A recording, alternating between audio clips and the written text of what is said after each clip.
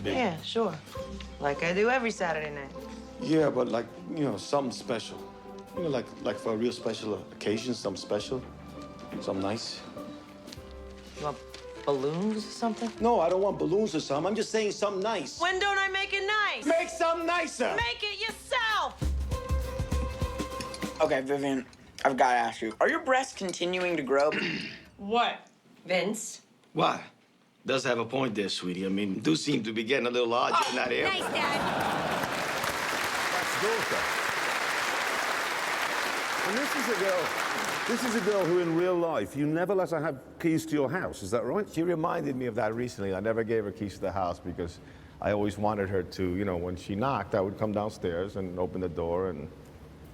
That's a good idea. I'm going to confiscate my daughter's keys immediately. Yes. Except she always comes in at 3, which is really awkward. Yeah. Now, obviously, you have been in very many big films over the years. I mean, we've mentioned some, The Untouchables, obviously, Black Rain. I think not a lot of people realise this, because of The Godfather, they assume you must be Italian. But you were actually born in Cuba. I was born in Cuba and I left 2.5 years after the revolution. I was 5.5 years old.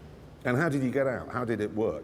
We were sort of the last, they call freedom flights before they shut the country completely down, and you had to leave at that point in an inner tube. Or interestingly enough, there's been cases where they've turned old cars into actual floating amphibious. I don't know where they got the idea for that from. I can't imagine.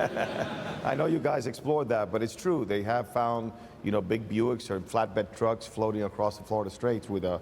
The ingenuity, though, in Cuba to keep those big old American cars going is just...